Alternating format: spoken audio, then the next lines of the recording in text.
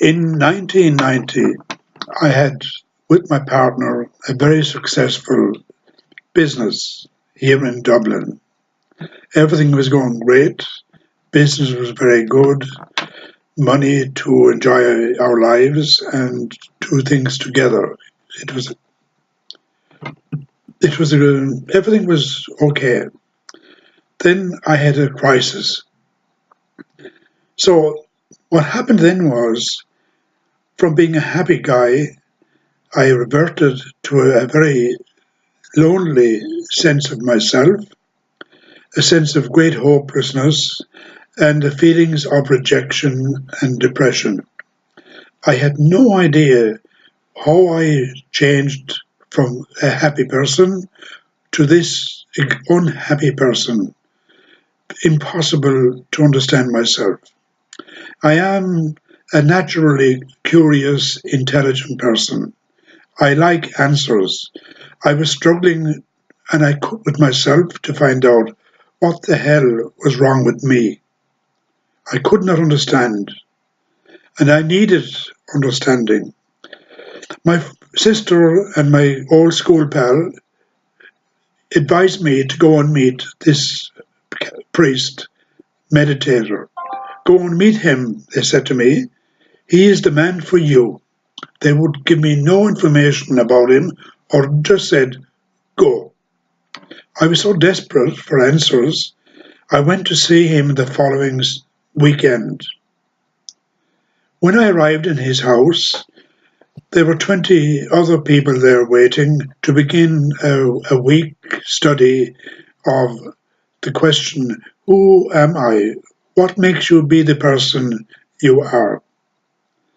I was anxious to explain to the teacher my troubles and my sorrows. And he said to me, John, I'm not the person to give you any answers, and I won't give you answers. If that's what you want, there's no point staying here for the week. I was so disappointed, turned my backs, and as I did so, he said to me, however, he said, if you are interested, I will show you how to find the answers for yourself. You must become your own explorer of your life. Become like Christopher Columbus, searching for South America. And then he said to me, I'm not interested really in the problems because I will show you how to find them. And when at the end of the day, you will be your own expert on yourself. And when you're finished with me, then you can go back home. And if all the other books you have about being mad and depressed, if they agree with you, well, good for them. But test them with your experience of what you're discovering about yourself. I liked the challenge. I liked the certainty, the solidity of this man, this priest. I liked his confidence in himself. And I liked his confidence in me that I could do, and I did have the ability to search for the answers to why I was feeling so bad, so rejected, and so feelings of hopelessness, so sad and sorrowful, and my tears flowing. So I began the week with my teacher. First he said, before you begin this journey of discovery, he said, you must discover a sense of solidity, courage and strength in yourself to begin the journey and to keep on the journey when things are going difficult for you. So he said, you must begin, I'll show you how to meditate and how to write your story. I will show you the tools and teach you how to use them. So begin, now he said, let's meditate together with the other people. And thus began the most wonderful journey of my life. I never ever thought, those first days, I never thought that I would be able to find out what the hell was wrong with me. But my teacher was a great guy. Anytime I went to him with my troubles, he'd sit there listening to me silently while I was crying and sorrow and God knows what else.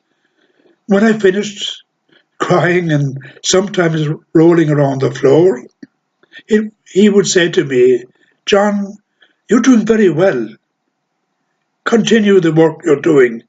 And I'd shout at him, "Pat, you're fucking mad. How can I discover what's wrong with me?" He said, "Look," he said, "every problem in your life, no matter what it is, has a beginning in your life and it has a solution. It's up to you to do the work of discovering what is the beginning of this agony in your life. Why is it emerging today?" And he said, "You must keep going when times are difficult." And God knows some moments were very, very difficult. But I trusted this man, and he trusted me in doing this work of discovery. By the end of the time with him, with his help and direction and walking the road beside me, as he said to me at the beginning, "John, I will never carry you on my back. Sometimes maybe," he said, "it might be necessary," but he said, "I will know," he said, "when I can carry you and when I will tell you to get off my back." And he was right. He guided me on my journey of discovery, and within a 5-year period of meditating and writing, I was the beginning of the discovery of what was causing me to such misery, depression, hopelessness, and helplessness, and sorrow, and loss. I found the answers to my problems. They were my answers, and I took responsible for my life.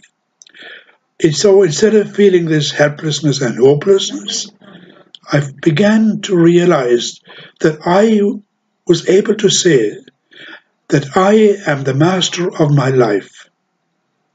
What has happened to me, I've been able to find the answers. The answers came from me. On this journey of discovery, meditation was the great medicine for me.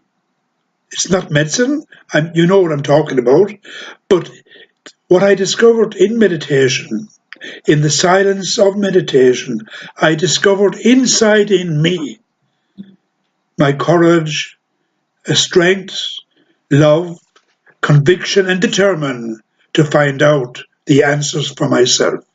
And I did.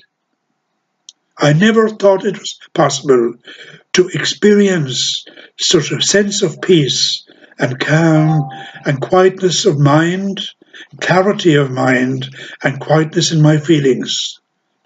With the energy from meditation, I discovered this calm of mind and calmness in my feelings, which gave me the space to begin to look at my life and not to be afraid of anything that was blocking me from being so happy and so calm.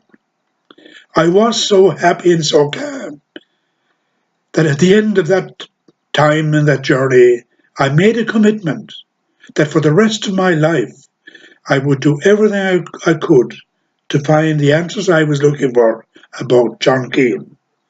And I did. And I made a commitment that as soon as it was possible, I would set out on the journey of sharing my solutions, sharing my experiences as to where I began with this trouble and how I've ended so peaceful. That I would share this with other people who I would meet in my life. I would share with them my story and awaken in them a hope and trust and love inside in them that they will discover in meditation. It's been a wonderful journey, a powerful discovery, and great people I've met. God knows the amount of suffering around the place is difficult to face for most people. It's almost impossible, like I felt at the beginning. Now I know when someone comes to me, I know, not always, I know I am able to help them to discover what I discovered, to have a happy and calm and peaceful life, in love with themselves, which is the greatest gift I can awaken in a person. For you, listening to me, that you would fall in love with yourself, with who you are, no matter what your history is, that you discover that you are a wonderful, powerful person, loving, lovable, and generous. So you can contact me. I'll give you my phone number 0087 6787223. My address 1 Hanover Square, Dublin 8. Thank you for listening. Any queries, give me a call. Thanks a lot.